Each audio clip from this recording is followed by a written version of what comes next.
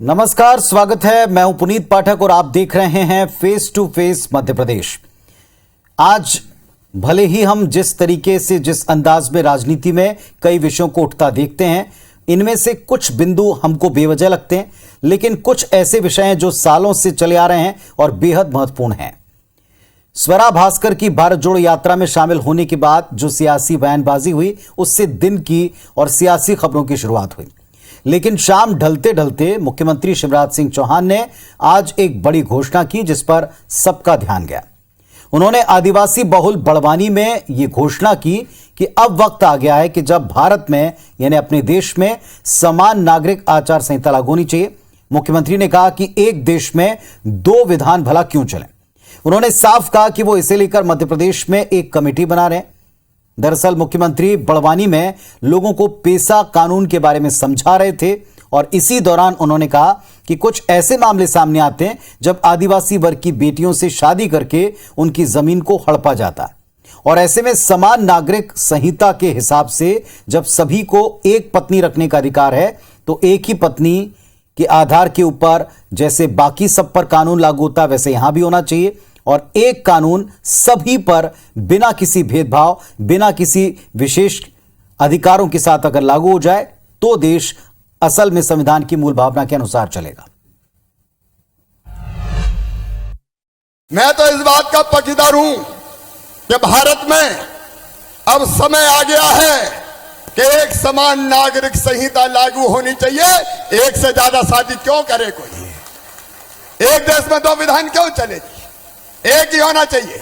और मध्य प्रदेश में भी मैं कमेटी बना रहा हूं। समान नागरिक संहिता, एक पत्नी रखने का अधिकार है तो एक ही पत्नी सबके लिए होनी चाहिए, फिर ज्यादा क्यों होना चाहिए?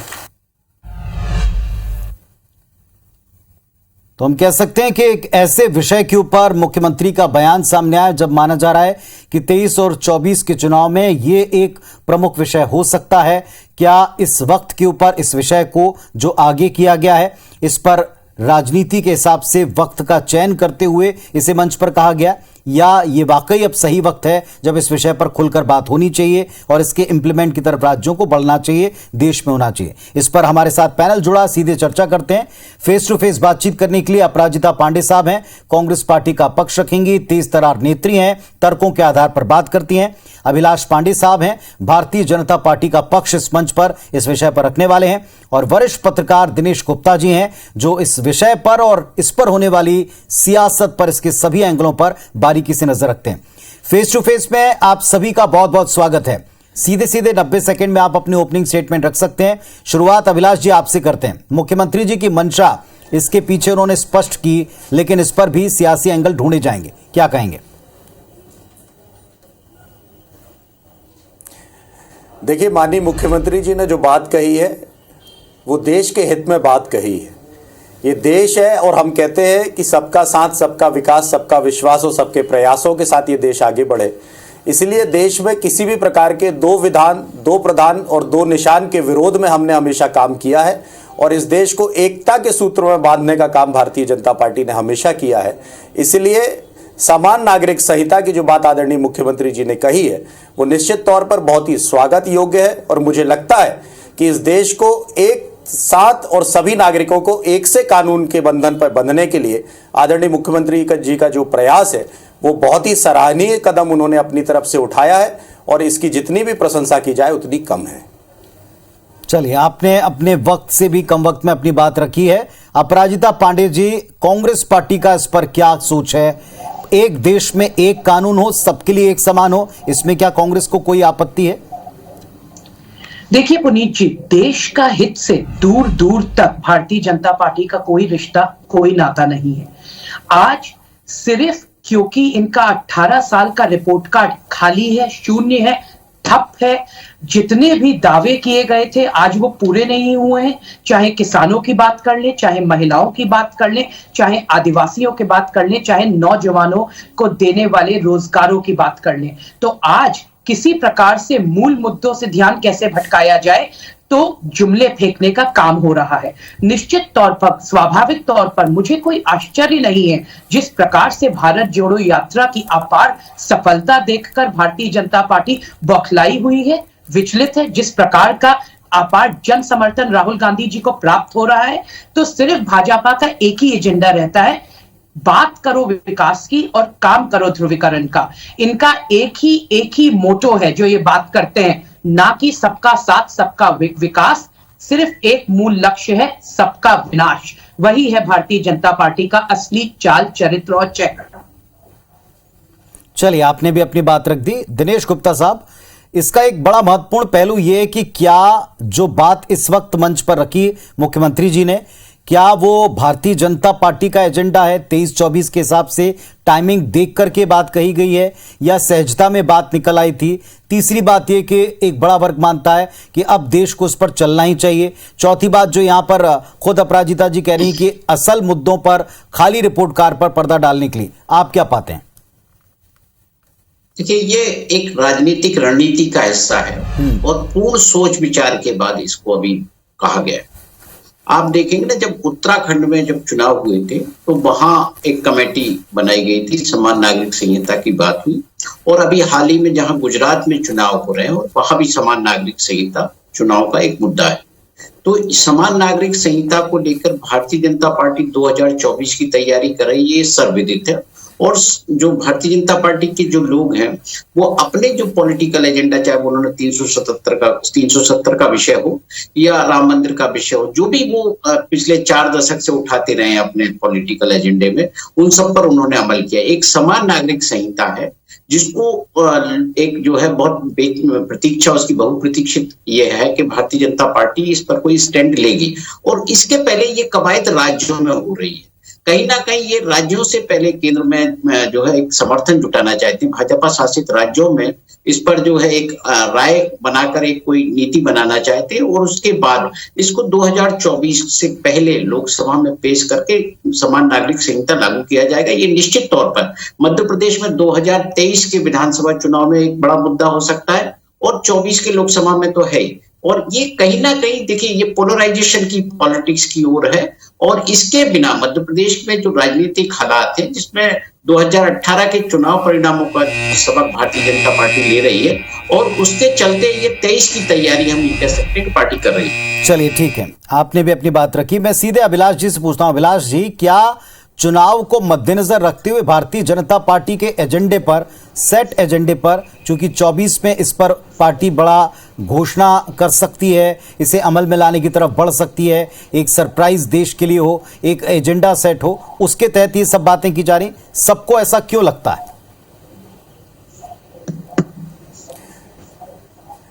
देखिए पुनीत जी, भारतीय जनता पार्टी स्पष्ट रूप से राजनीति करती है।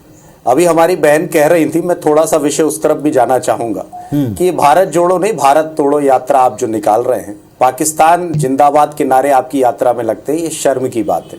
इसलिए इस दिशा की तरफ, चूंकि विषय भटक जाएगा, इसलिए मैं उस तरफ नहीं जाना चाहता। लेकिन जहां तक जो बात आप कह रहे हैं कि जिस तरह की समान नागरिक संहिता की बात जो आदरणीय मुख्यमंत्री जी ने कही है, निश्चित तौर पर हम इस बात को लेकर काम करने वाले लोग हैं कि हमने पहले ही कहा था कि धारा 370 भारत के माथे पर कलंक है। और धारा 370 क्यों लगी, उसके पीछे का कारण कौन था, तो उसके पीछे जवाहरलाल नेहरू जैसे लोग खड़े हुए थे।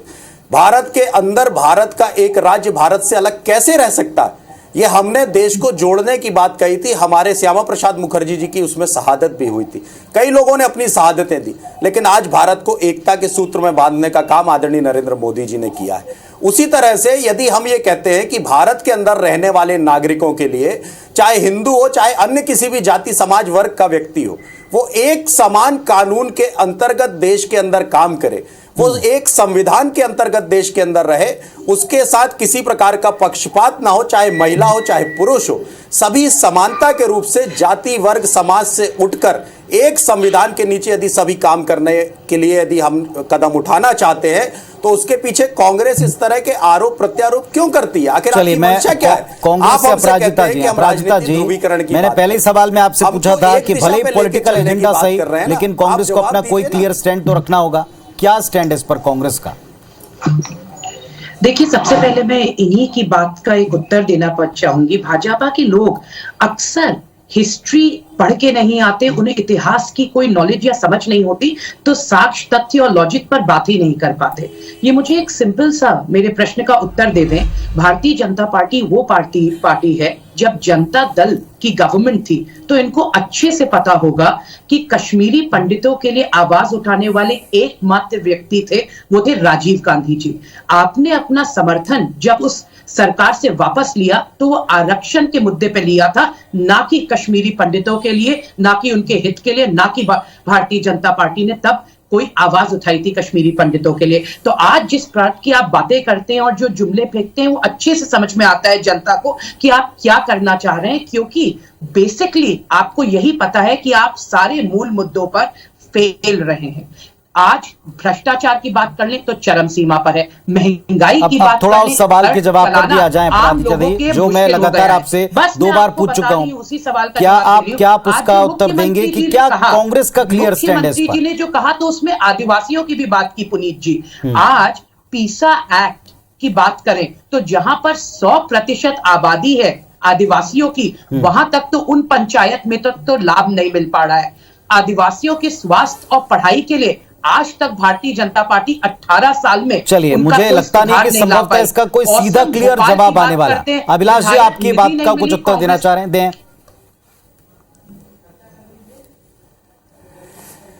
मेरी बहन, आपने बड़े अच्छे से कह दिया कि इतिहास के बारे में जानकारी नहीं है। शायद आपको यह जानकारी होगी कि आपके राजीव गांधी जी 1951 में या 1952 में देश के प्रधानमंत्री नहीं रहे। भारत के प्रधानमंत्री 1951-52 में श्यामा प्रसाद मुखर्जी जी ने कश्मीर की समस्या उठा दी थी बहन।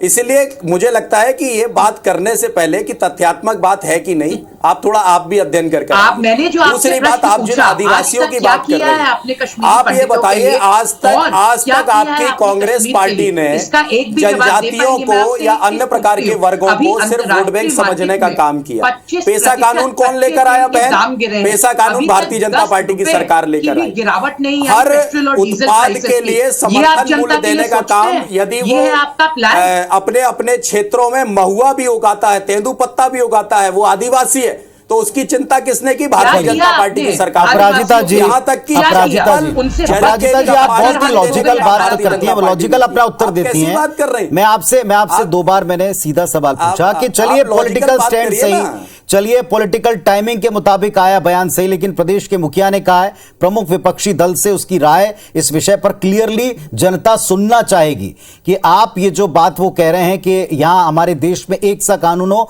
कॉमन सिविल कोड हो, इस पर कांग्रेस क्या क्लियर राय रखती है, या अभी पार्टी विचार करेगी फिर अपना उत्तर देगी?